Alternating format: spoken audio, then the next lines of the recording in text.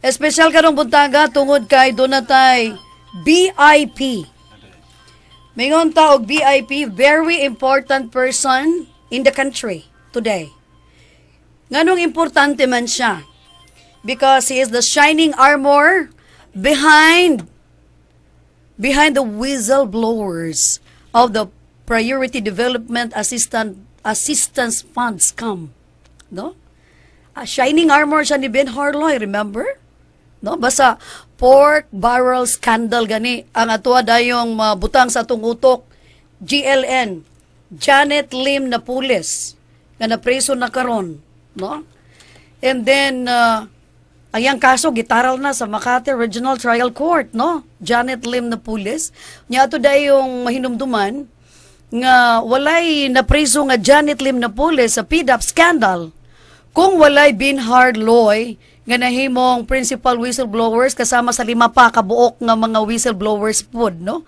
Ay pito na kabuok nga mga whistleblowers, no? So ako lang mong gikondisyon, no? Gikondisyon ako yung mga utok dinhi sa to ang tulumanon nga naglanog-lanog sa Atibeng TV og Channel 31 og DXPM, Voice of Truth, Voice of Freedom. Gikondisyon ako inyong mind tungod kay ang hero, ang bayani aning tanan mo ay atong nakauban. Dili kaayo tunog ang inyong mga ayang pangalan kung wala mo nagtan-aw og television. Para sa mga listeners karon, open ang atong hotline kung gusto pod mo tingog, mangutana aning ato ang very special guest sa 0929-113-5466 sa inyong mga smart lines o sa ato ang touch mobile 0936-731-6853. Pwede mong mangutana. Kinsa siya? Kinsa siya?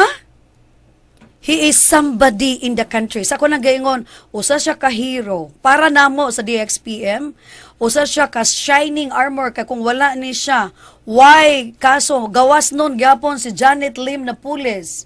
Gawas nun gihapon si Senator Juan Ponce Enrile. Si Jinggoy Estrada, itong mga senadores, gawas nun si Bong Revilla kung wala ni siya. Because he is the very handsome private complainant. Voice of Truth, Voice of Freedom. Okay, good morning! Live na live, personal appearance. Salang nato sa tong top of the line, Voice of Truth, Voice of Freedom, Attorney Livito Baligod. Magandang umaga. Maayong buntag ni mo, sir. Maayong buntag, Ate Beng. Yes, sir. Maayong buntag sa ating tanan, sa mga nakikinig po sa inyong programa. Salamat kaayo kay sa layo nga lugar, gikan ka pa sa Manila. Siguro doon na ka pa'y mga hearing. Unya naabot yun ka dinhi sa among lugar sa Mindanao. The land of promise.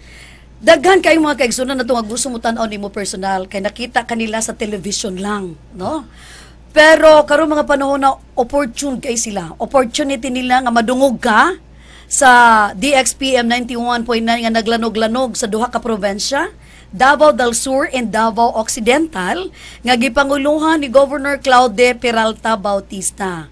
So, nini mga panahon na, sir, madungog kanila, makita po ka sa television, no? Sa Atibeng TV, Channel 31 or Channel 33.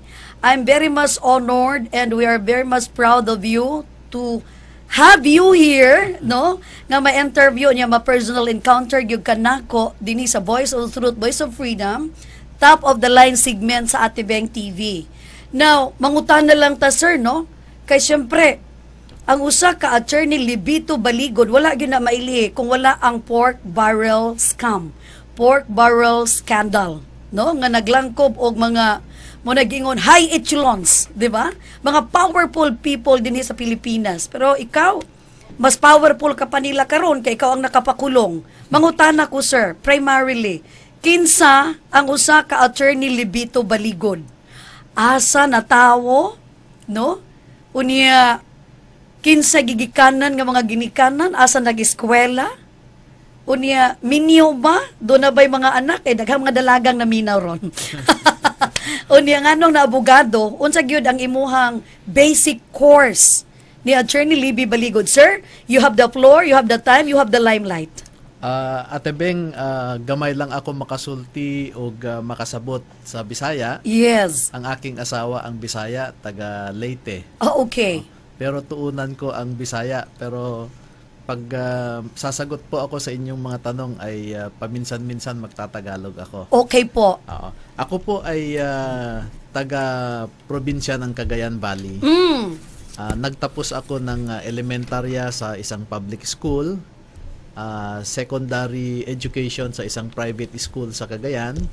Then nung kolehiyo po ay sa University of the Philippines. Natapos ko po ang economics at saka political science, no, sa UP. Then nag-aral po ako ng law sa San Beda, pero noong nawala po ang aking ama ay I lost my balance in my academics. Kaya po eventually I finished my law studies in the University of the East, no? Then I finished law in 1999. I took the bar the same year at pumasa ako. Yung 1999 bar exam po ang lowest passing rate in the history of the Philippine bar, no? Okay. 16% lang po 'yan. Then immediately I went into private law practice. Nagpatayo po ako ng sarili kong law office. Then eventually in 2005 ay gumawa kami ng law partnership. Ang partner ko po ay si Attorney Raul Villanueva. Okay. Na taga Mindanao din po siya. So then noong 2013 dito na po nag-umpisa yung pagka-discover natin sa PDAF scam. Yes, sir. Bago po tayo pupunta dyan, expert po kayo. You're a very bankable lawyer kung pag-usapan natin ng mga criminal cases. Nag-practice po kayo bilang isang expert ng criminal case. So marami na po kayong napagsilbihan, no? Na mga, syempre, accused na mga criminal cases. At sa awa ng Diyos, na naging panalo naman kayo, di ba? Maraming mga napanalunan ninyo, mga kaso sa criminal case. And I learned that you are not just a criminal lawyer, but you are also a very excellent lawyer when it comes to election disputes. Tama po ba ako? Opo, for a time I did election law practice. Umabot din po ako sa COMELEC, sa HRET hanggang Supreme Court. Pero very brief lang po 'yan, mga 6 na taon lang akong na-involved sa election law practice dahil nakita ko po yung hindi magandang kaugalian diyan sa election law practice. Okay. Mahirap po talagang magpakatotoo dahil ang mga nag-aaway dyan, ang nagtutunggali dyan ay mga mayayaman din na mga politiko, maimpluwensya at karamihan in most instances yung judge o huwes o COMELEC ay nagdi-decide sila hindi ayon sa batas kundi ayon sa impluwensya. At ang frustration ko po dyan sa election law practice ay dito mismo sa COMELEC at saka sa Supreme Court natin.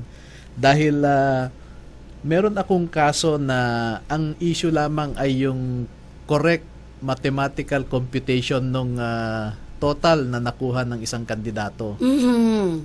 Ang ginawa po ng Provincial Board of Canvassers nung sinuma total nila yung nakuhang boto, manual pa po noon, parang 1 + 1 = 20. Okay. Oo.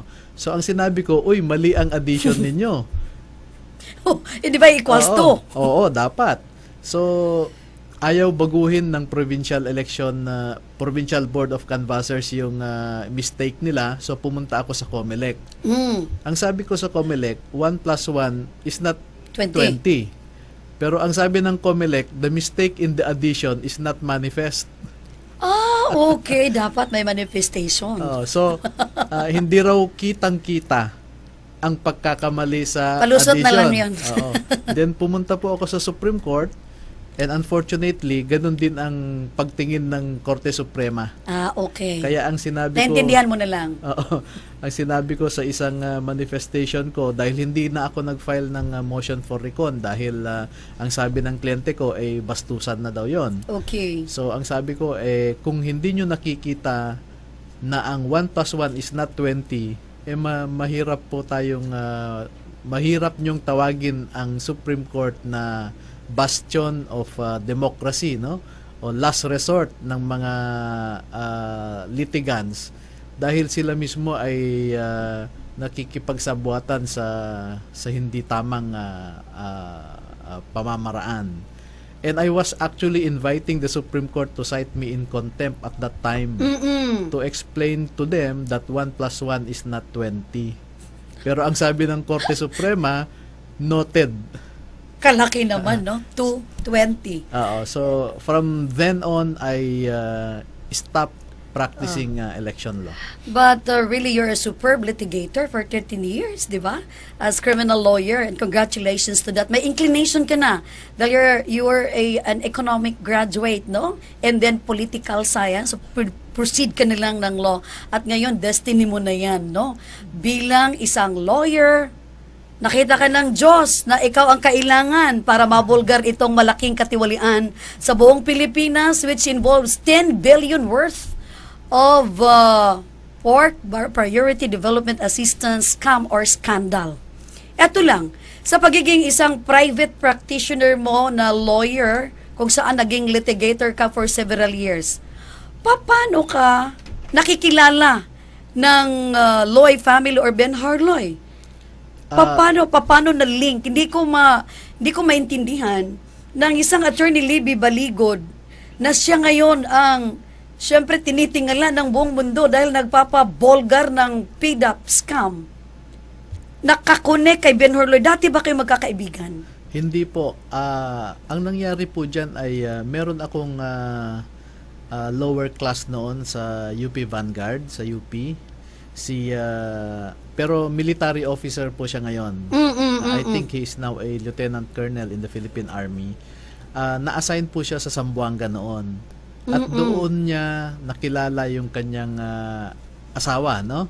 At yung asawa po sa niya Zamboanga. sa Zamboanga. At yung asawa niya ang best friend ni Ben-Hur Loy. Yung pamilya po ni Ben-Hur Loy ay dati nang lumapit sa mga abogado, pero noong nadiskubre yata nila na medyo mabigat ang kalaban, umatras sila. Kaya humingi sila ng tulong dito sa kaibigan nila na asawa ng aking lower Yung class. Vanguard. Oo. So doon na kayo nagkakakilala ni Mr. Ben-Hur Loy. Hindi po muna yung parents muna ni Ben-Hur. Because at that time, nakakulong na si Ben-Hur Loy. Ikinulong ni Mrs. Napoles Oo, illegal detention yun, no? Opo. So, December 19, 2012, ikinulong ni Mrs. Napoles si Ben-Hur Loy. Then, last week of January 2013, pinuntahan po ako ng pamilya ni Ben-Hur Loy. 2013. Opo. Yes, 2013, nakulong.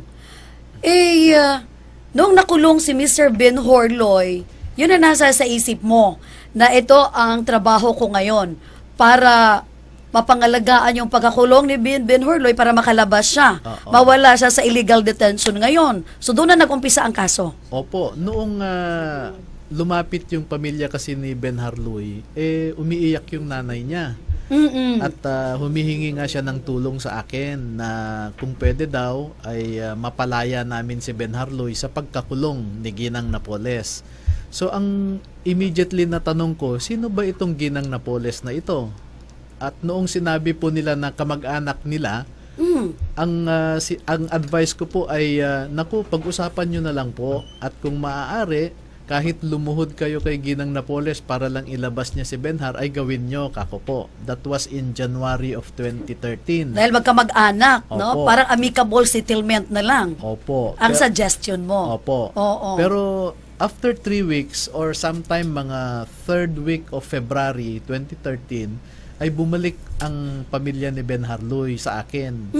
At mas grabe na yung kanilang pag-aalala dahil natatakot na daw sila na baka may mangyari ng masama kay Ben-Hur. Dahil mula noong nag-usap kami noong January hanggang sa time na pinuntahan ako, hindi na raw nila nakokontak si Mrs. Napoles at hindi rin nila alam kung nasaan si Ben-Hur Loy.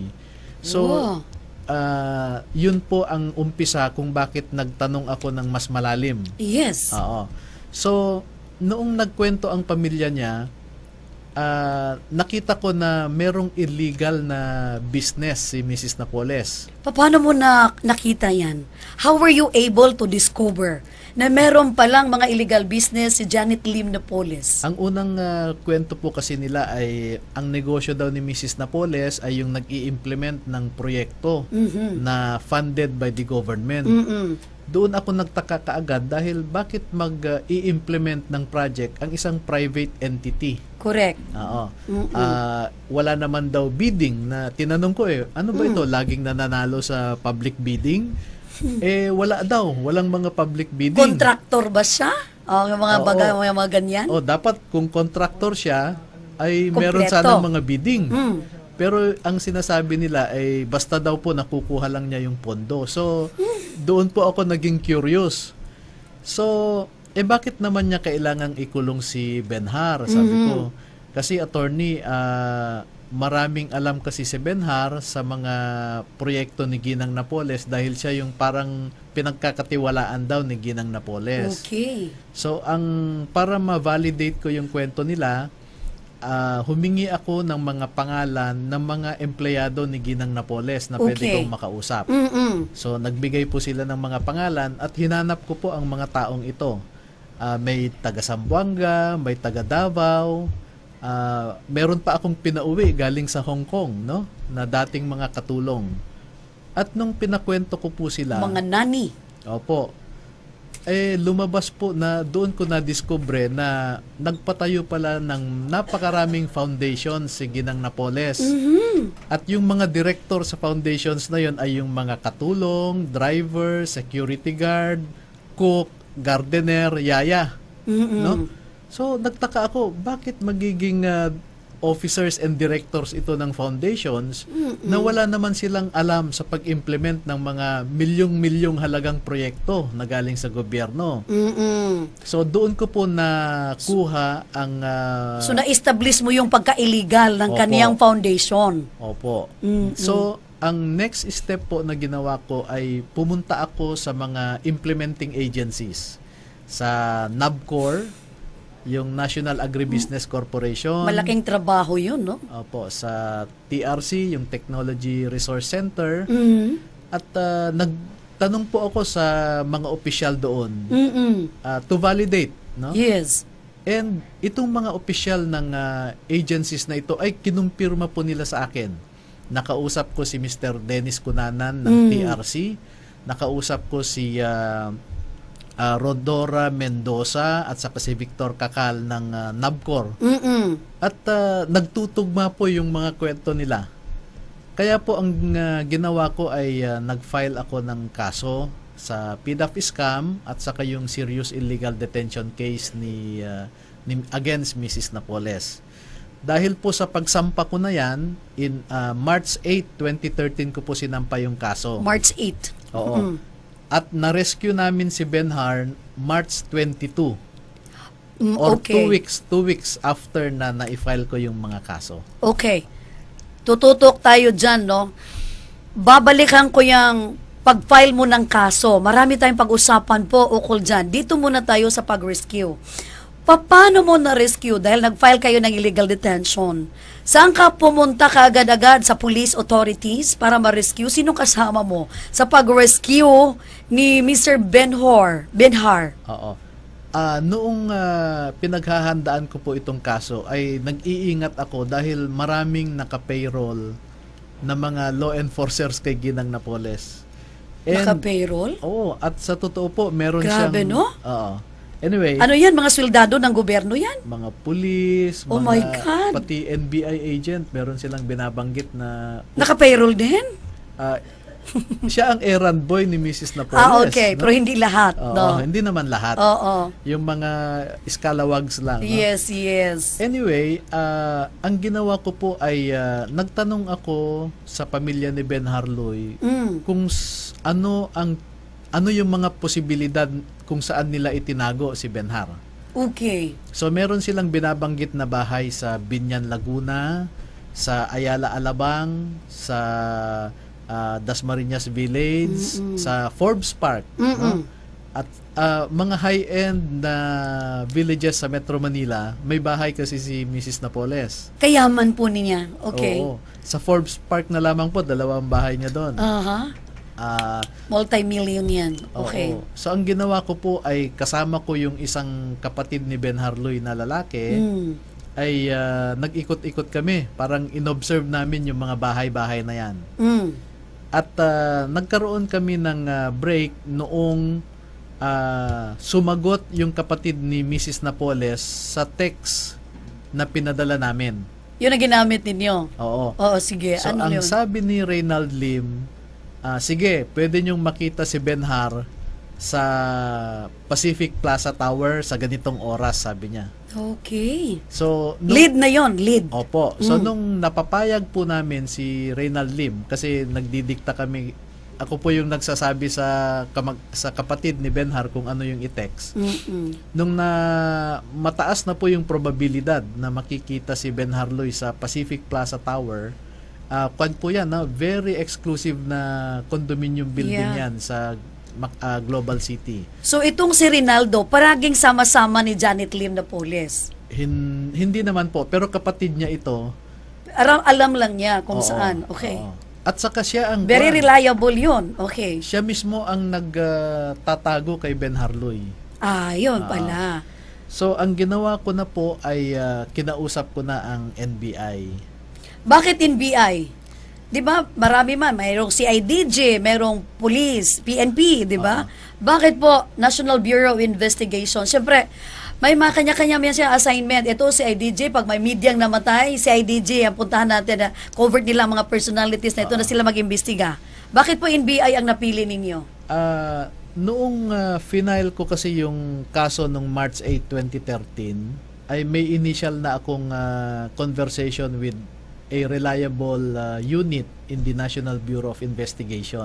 Okay. Ito yung special task force ng NBI na sa pagkakita ko pa lang sa kanya at saka sa initial na pag-uusap namin, ay nakita ko na yung integrity sa kanya. So may no? trust ka. Oo, merong nahalata ko kaagad that he has a strong moral character. Mhm. Itong si Deputy Director Argabioso, si Roland Argabioso. Okay. Oo. Kasi ma'am, Roland Argabuso. alam mo sa law practice ko kasi natuto ako na magbasa ng body language. Marunong kang mag-psychologize. Kasama yan kasi sa mga Nag-a-assess ka, nag-i-evaluate ka ng character ng tao, no? Oo, kasi importante yan sa trabaho ko, no? To read the body language. When you cross-examine a witness, Malalaman mo kung nagsisinungaling Oo, o nagsasabi ng totoo. Tama kay- ba yan, sir? kailangan mong pag-aralan yung gesture cluster na sinasabi. Sige, matuto rin ako ng ganun, ha? May nakuha ako sa inyo. Sige po, sir. Pahiram ko sa iyo yung libro. O sige, bantay ka, sir, ha? Oo. Sige, sir, go ahead. Anyway, so noong March 22, mga alas 6 ng hapon, ng gabi, no? Ay na-notify na ang NBI at naghanda na sila doon sa area sa Taguig, no? Sa Global City, Bonifacio Global City. Marami? NBI? Konti lang po Personal? sila, konti lang. Mga yung araw na yon, mga 10 lang sila. Okay. Oo. Then ang ginawa po namin ay pinauna ko na pumasok ang parents ni Ben Harloy at saka yung isang sister niya. At ang sabi ko, kung positive na makita nyo si Benhar, mag-miss call ka. Miss ko lang. Miss call lang. Para hindi mahalata. So, nung umakyat po sila, kasi sa building po na yon, hindi ka pwedeng pumunta sa ibang floors. Yung elevator na yan ay dedicated sa isang unit. Grabe, ha? Ah, Exclusive. Opo, nandyan yung mga si Manny Pangilinan, yung mga milyonaryo, bilyonaryo nandyan. So, nung nag-miss call si Achi Beng, yung sister ni Benhar, yun na yung signal. Kaya umakyat na po yung mga NBI. Okay. At na-rescue na nga po nila si Benhar.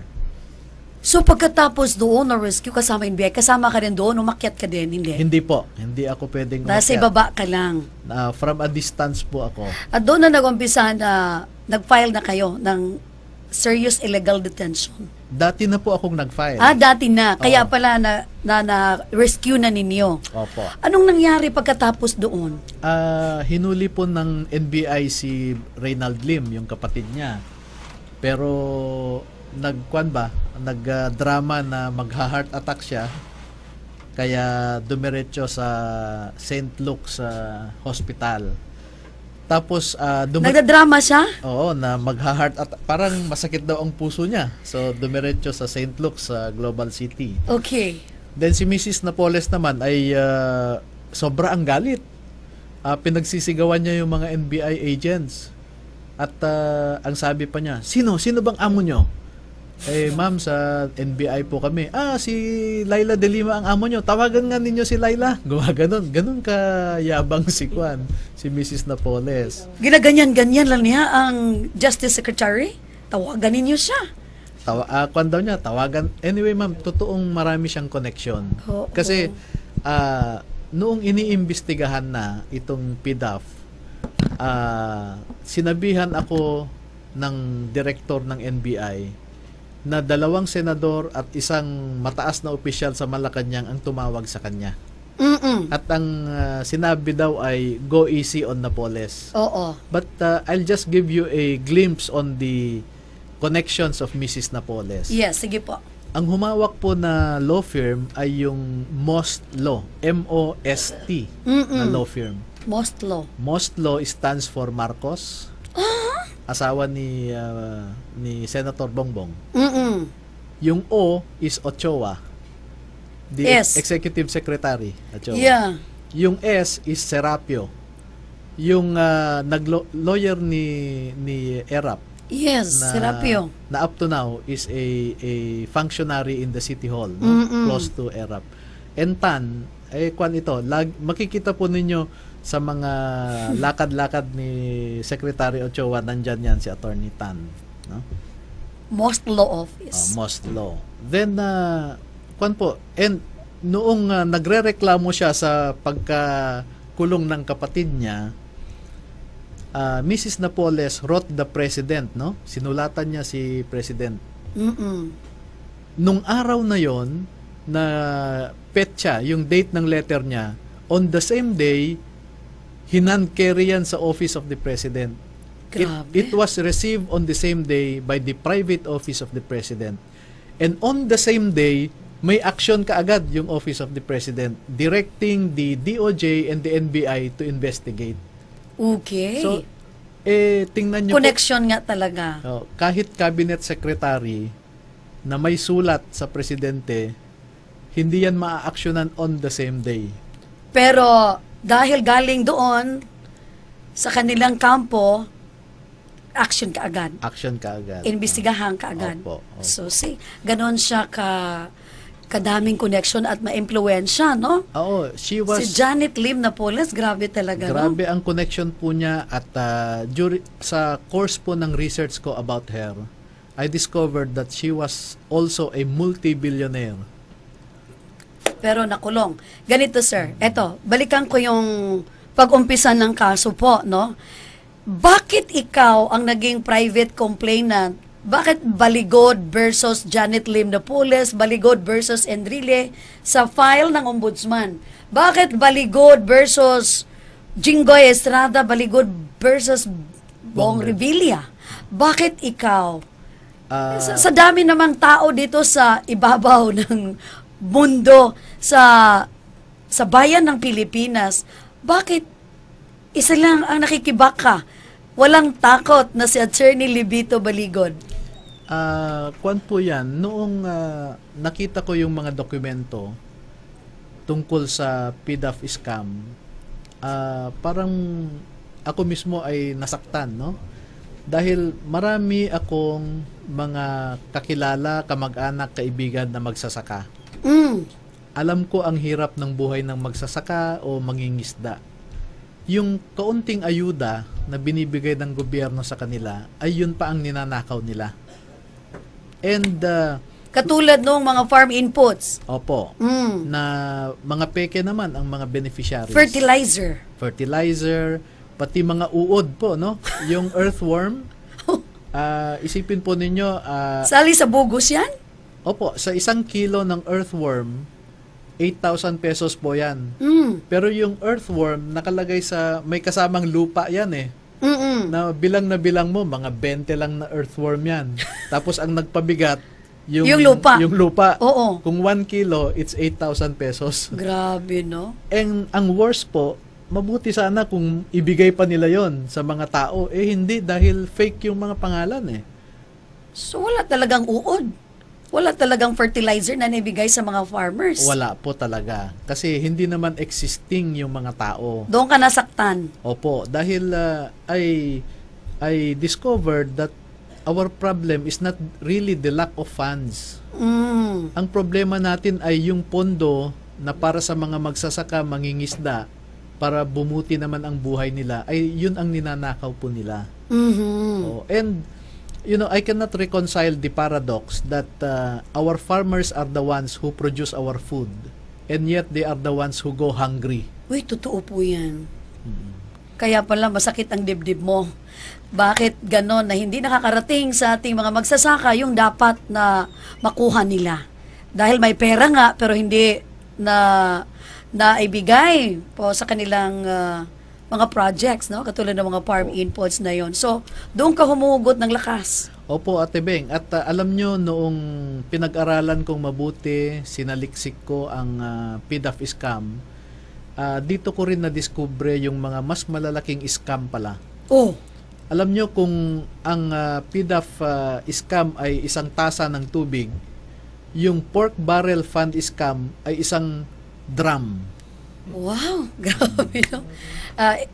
Gusto ko lang ipaalam sa inyo, may mga media po tayong naka-encircle sa iyo maya-maya, no? Pagkatapos ng eksklusibo kung pakikipagpanayam po yung ating talakayan o po sa PDAP, libre po silang magtanong sa iyo. Siguro may mga media pa sa labas kasi naimbitahan ko ang iba sa kanila na pupunta nga kayo dito. Para naman palawakin natin itong krusada po ninyo. Yun lang po ang aming maitutulong dahil saludo po kami sa isang attorney, Libby Baligod po, na siyang nagiging unsung hero, the shining armor for the Filipino people. Ukol po dito sa pinag-usapan natin sa ating talakayang pork barrel scandal or scam na malalaking isda nga sa ating panggoberno na nandyan na pero nakulong dahil po napatamaan sila dito. Ngayon po, sir, ganito po, hindi ka ba natatakot na naging private complainant ka? Mga milyonaryo po itong binangga ninyo bukod sa maraming pera. Diyos ko naman, powerful po sila.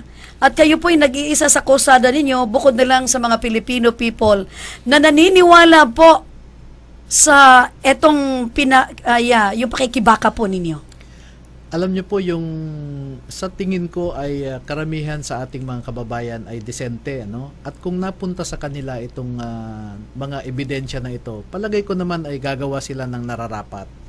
Ako naman po ay isang ordinaryong mamamayan lamang na nagnanais na makapag-contribute para ma-reform itong system natin.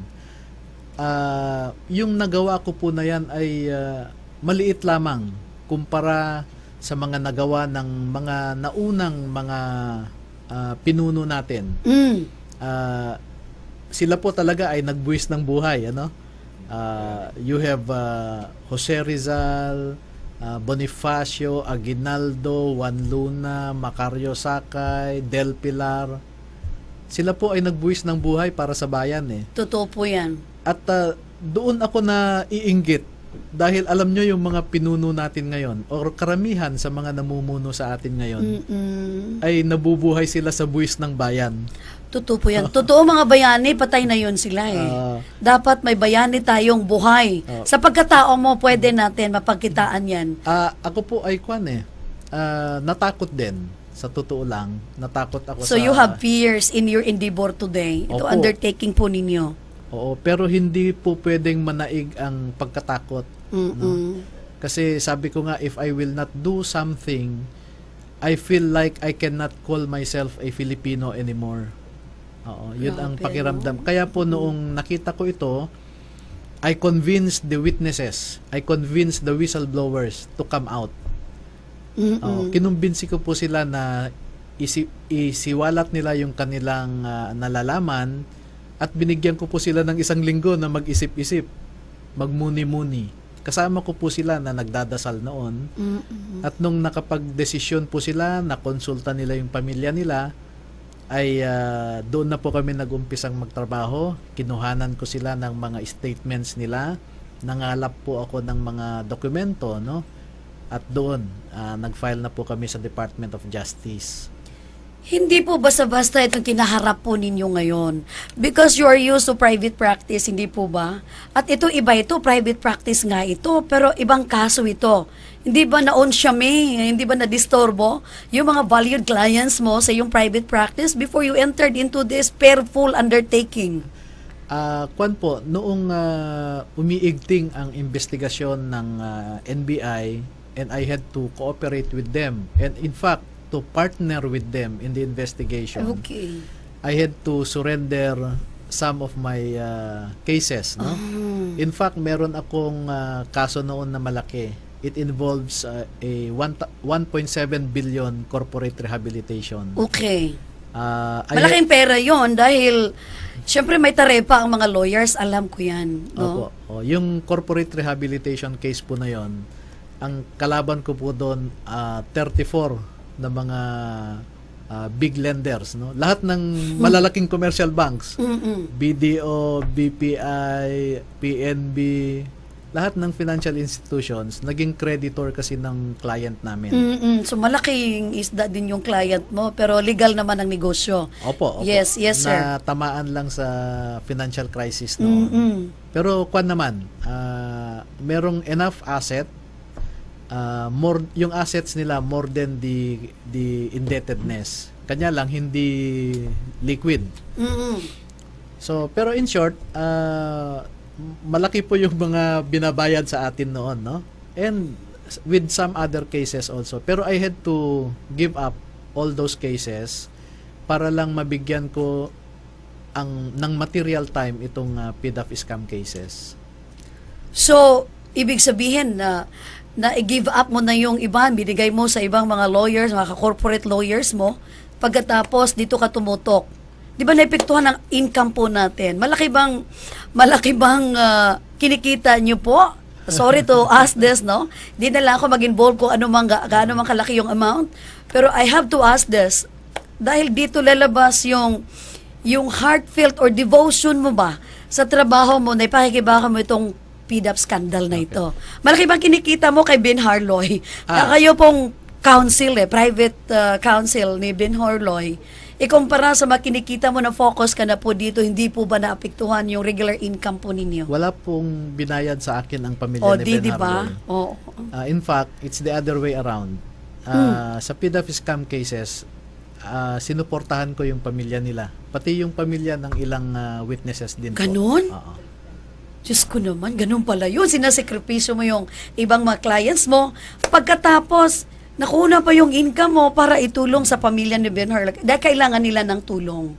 At sa mamagitan, kailangan hindi sila maghirap or else baback out sila. Totoo po yan. That That was my worry before. Kasi si Ben Harloy, siya lang ang breadwinner sa family. At siya pa yung nawalan ng trabaho at nandun siya sa witness protection program. So, hirap talaga ang pamilya. Okay. So, dito ako mag-umpisa. Napanood ko yung isang episode kung saan nandun na yung investigasyon sa Senado. No? Sinagot mo kung totoo bang humingi ka kay Napoles ng malaking halaga in exchange, no, of your being a private complainant na i-back out mo yung kaso laban po sa kanya. Pinili ni Janet Lim Napoles, pwede natin panoorin sa screen, sa television mamaya-maya, na ayaw niyang sumagot dahil depensa daw nila. Yun. Naalala mo pa yung episode na yun? Opo. Tapos, you advocated yourself. Oo. Nag-offer ba si Janet Lim Napoles sa iyo ng malaking halaga para mag-back out ka lang ng private complainant, being a private complainant, or kayo ang humingi ng pera? Ayon nga sa investigasyon. Ipaklaro natin to dahil malaking punto ito sa discussion po natin. Noong nahuli si Reynald Lim at saka na-rescue si Ben Harloy, mga 6 hours after that, may tumawag sa akin, abogado ni Mrs. Napoles. Siyempre, normal sa mga abogado ang mag-usap. Yes. Dahil yun ang utos ng Supreme Court eh. Break muna, usap muna kayo, Oo, parang ganyan. The Supreme Court enjoins lawyers to help their clients settle amicably. No? Pero noong kinausap po ako ng lawyer niya, nag-offer siya ng 5 million. Tinanggihan ko. Lawyer ni Mrs. Napoles, yes. At hindi nila dininayan. Inadmit ng lawyer niya sa Oo. isang press conference nila. Mm-mm. Then sa second attempt, nag-offer ulit yung lawyer niya, tinanggihan ko. Then eventually, on March 5 million yun oo. Malaking halaga na yun On March 27, 2013, March 27. oo, kasi 23 ako kinausap ng lawyer the first time, then March 25 ulit. Then on March 27, ang nangyari po ay merong isang commissioner ng Commission on Audit na tumawag sa akin at gusto niyang makipagkita. Mhm. Akala ko naman Commissioner yes. ng Commission on Audit. Yes. At meron daw siyang kaibigan na gustong makausap ako. Mm. In other words, pumayag ako na makipagkita sa kanila. Okay. Dahil akala ko makakatulong sa kaso eh. Mhm. Then eventually, ang ipapakilala pala niya na kaibigan niya si Mrs. Napoles. Oh, hindi mo alam yun. Hindi ko alam. You were caught by surprise. And then nung nalaman ko na siya si Mrs. Napoles, kasi hindi ko alam ang mukha niya eh. No, walang maibigay na picture sa akin ang kwan noon, ang mga na-interview ko. Dahil hindi ka nakadami sa kanyang NGOs na presidente. Anyway, ang sabi niya is ang sabi ko kaagad sa kanya, "Ma'am, I felt slighted when your lawyer offered me money." Okay. Sinong abogado? Sabi niya. Si Attorney Villamor kako. Mm. Magkano inoffer niya sa'yo? Mhm. 5 million, ma'am. Sabi ko, nagmura pa siya. 50 million yun eh. Gumanon si Mrs. Napoles sa akin. Hindi pala 5 million. Oo. 50 sabi ni Janet. Oo. Okay. Pati yata yung abogado niya sanay na rin sa 10% implementation kagaya ng NGOs. Nahawa na rin. Anyway, hindi po yun yung point kako. Mm. Ang point dito, ma'am, is I do not do my practice that way. Okay. Then eventually, sabi sa akin ng commissioner, kaya tayo nandito para makapag-usap kung paano masolusyonan. Mm-mm. And eventually, nag-offer sila ng hanggang 300 million pesos. 300? Malaking pera yun Tinanggihan ko po yon. At dahil sa pagtanggi ko, doon na nag-umpisa yung black propaganda, yung threats, at yung paninirang puri nila. Sumulat po siya kay Presidente, yung sinasabi kong sulat kanina, na nagreklamo. Madaling na aksyonan. Na nag-e-extort lang daw ako ng 300 million at nung tinanggihan nila ay ito na yung kaso. Okay. In-investigate naman yan ng NBI at pati si Secretary De Lima, meron siyang official report tungkol dyan na ang sabi hindi totoo. Dahil sa lahat po ng meetings na yan, ang hindi po nila alam, nung kinausap ako on the second time nung lawyer Ni Villamor, sinabi ko na kaagad sa Secretary of Justice, "Ma'am, nakikip-appoint itong taong ito." Everything is reported pala. Opo. At lahat ng meetings na yan, alam ni Secretary De Lima. And kuwan naman yan, it was just an afterthought na paninira lang talaga nila. Kasi with the influence, with the connection of Mrs. Napoles, if it was true that I was just extorting money, it could have been very easy for her to set up an entrapment operation. Ang daming general na kaibigan niya. Ang daming cabinet secretaries, senators, congressmen na kakilala niya. Totoo po yan. Napakadali lang sanang i-entrap ako, pero hindi po nila ginawa dahil hindi totoo yung allegation. Nasupalpal naman sila noon. Nakita naman yung buong katotohanan, hindi po ba? Ngayon, nakulong ito. Dahil dyan, di ba, lahat-lahat na imbestigahan na sino-sino ito mga involved, ganun po ba? Opo. At saka, ang hindi po nila alam, lahat ng ebidensya na hawak namin ay ibinigay namin sa Philippine Daily Inquirer. Totoo yun. Oo. Doon ko unang nabasa yun eh. Oo. All evidence against all legislators involved nasa Philippine Daily Inquirer.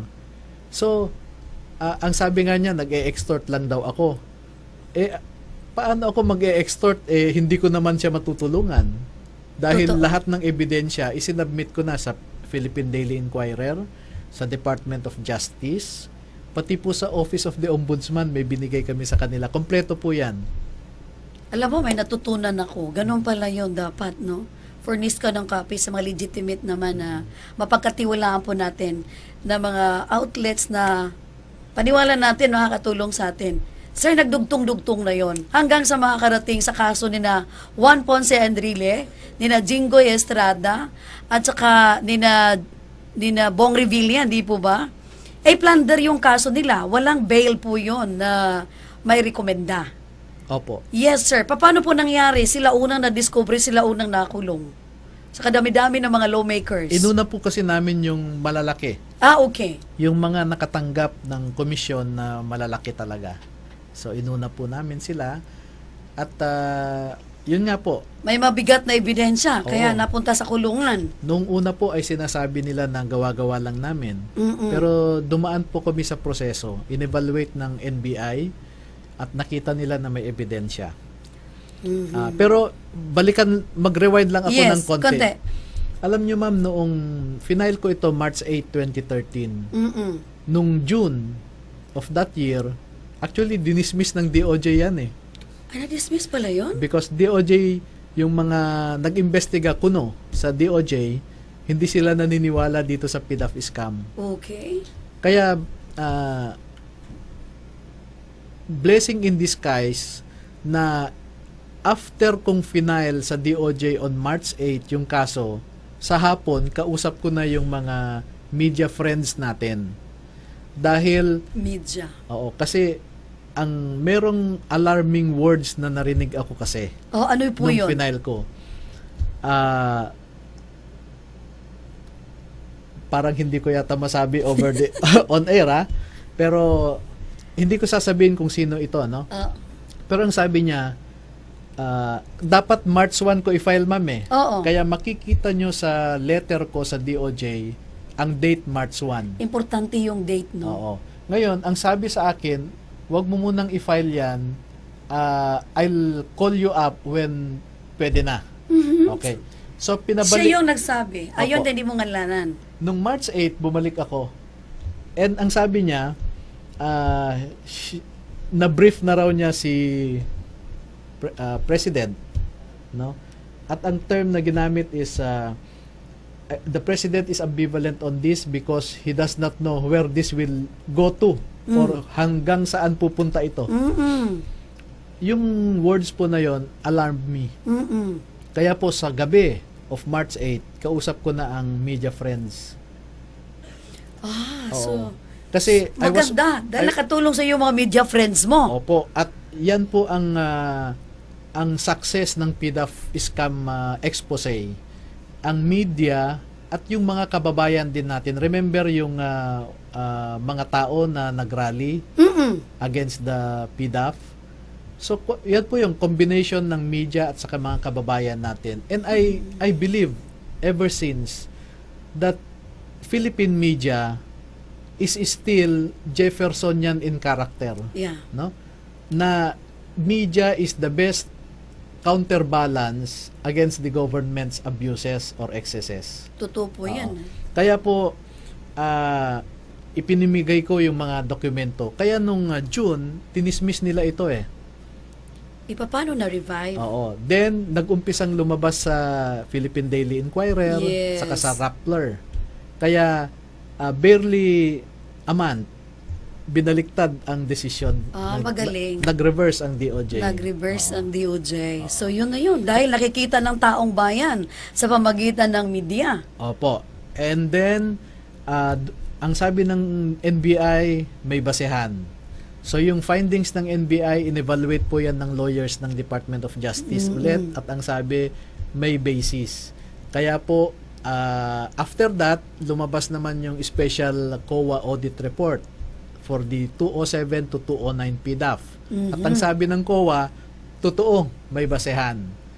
And then, Doon na kinakabahan ang mga involved. opo, Mm. then sinubmit namin sa ombudsman. Ang sabi ng ombudsman, may basis kaya nagsampa po sila sa Sandigan Bayan. So, we hurdled the accusation of the respondents na gawa-gawa lang namin itong reklamo laban sa kanila. So ngayon, napatunayan na may probable cause. Opo. Kaya, dahil may probable cause, siyang dahilan kung bakit nakulong itong 3 senador. Pero nakalabas si Juan Ponce Enrile.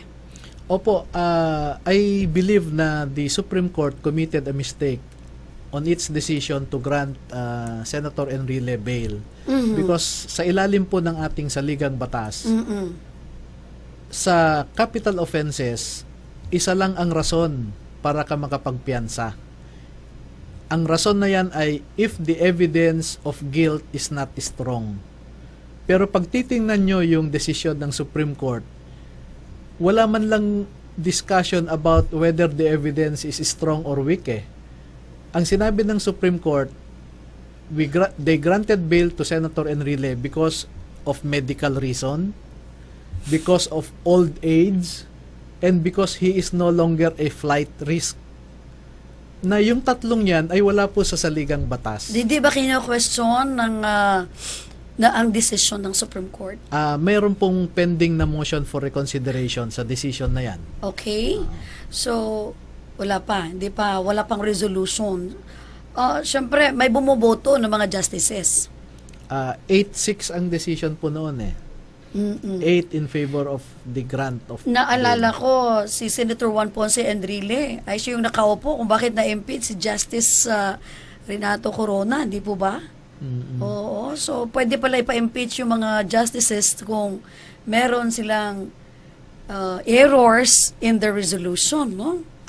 Kwan po yan, kung merong mag-iisip na ipa-impeach yung mga justices na ito, ang pwedeng ground is culpable violation of the Constitution. Oh, yun nga, dahil wala nga sa batas yung 3 rason. No? Yung saan ang logic doon? Yung ngayon ang pending a motion for reconsideration. Opo. Okay? So, sa ngayon, may mga death threats ka ba? Dahil patuloy pa ang pag-usad ng kaso. At ngayon, nakakulong pa rin si JLN. Basta nag-iingat po ako. Bakit hindi ka tumakbong presidente? Dapat tumakbo ka na lang presidente para po talagang matulungan ng ating nagkandahirap na bayan ng Pilipinas. Dahil alam ko na iisa ka lang, pero marami lang siguro dyan na takot, no? Na gustong pumare sa inyo. Wala po akong plano sa politika noon. In fact, I wanted to live a quiet and peaceful life. Tahimik ang buhay ko noong nagpa-practice ako eh. Every morning, nasa courtroom ako. Sa hapon, nasa law office ako gumagawa ng dokumento. Ganun po ang buhay ko. And I can go to where I want to go. I can have vacation anytime. Pwede akong kumain sa kahit anong restaurant na gusto ko. I can buy modest na luho, no? Pero nung dumating nga po itong problema natin sa PDAF scam, ay nagdesisyon po ako na kailangan kong gumawa ng isang bagay. Kaya po, yung decision ko na sumali sa election na ito, germinated only a few days before the filing of the certificate of candidacy. Dahil may mga tumatawag sa akin ng mga kaibigan, mga NGOs, no, CSOs, na meron akong, isa sa kanila ang nagsabi sa akin, Levi, sabi, tingnan mo kung saan napunta yung advocacy mo. Nung sinarhan ka ng pintuan ng Department of Justice, tumigil na rin yung investigation sa PDAF scam. So, if you want to win in a boxing match, you should be inside the ring. Do not expect to win in a boxing match if you are outside the ring, sabi sa akin. Kaya po, nagdesisyon ako na subukan kong pumasok sa gobyerno, particularly sa Senado, para maisulong natin yung advocacy on corruption, no? Yeah. Alam niyo po, Ma'am Ate Beng, napakadali pong malunasan ang corruption eh. Kung gusto lang talaga ng ating mga opisyal. You just remove the opportunity and the incentive to commit corruption. opportunity. Oo. Ang opportunity kasi po dyan ay yung pork barrel fund. Yun na nga, binigyan sila ng malaking pundo. Oo. Tanggalin po natin ang pork barrel fund sa mga legislators natin. Dahil hindi nila trabaho ang mag-implement ng proyekto. Diyan sila contractors eh. Opo. Legislators sila. Oo. Ibigay na lang po natin yan sa mga local government units. LGUs. Oo. Kasi sila ang mas nakakaalam kung ano ang problema ng kanilang bayan. Although sinasabi nila na paano mananalo sa eleksyon ang mga legislators kung wala silang maibigay na proyekto. Totoo. Well, that's begging the question. Ano ba ang role ng isang legislator? Gumawa po ng batas eh. So we need people with serious minds, no? Na nakakaintindi sa problema ng ating bansa para mag-legislate ng policies. We need policy makers, not politicians in Congress. Kailangan kang maging senador talaga. Para you will be inside the ring, not outside the ring, kumbaga sa boxing match pa. Hindi po ba? Bago tayo mag-press conference dito, marami na tayong media, no? Marami na tayong media. Bago ako mag-break, no, for commercial purposes, sir, ano pong favorite quotation ninyo na nagbigay inspirasyon po sa inyo na isulong itong krusada po natin, no? Na syempre to stop corruption dito po sa bansa natin. Meron pong sinabi si Leo Rosten, no? Pero pinaraphrase lang ni Leo Rosten yung sinabi ni Ralph Waldo Emerson about the purpose of life. Ang sabi po essentially is the purpose of life is to be useful, to be compassionate, to be responsible. It is above all to matter, to count, to stand for something, to have made a difference that you ever lived at all.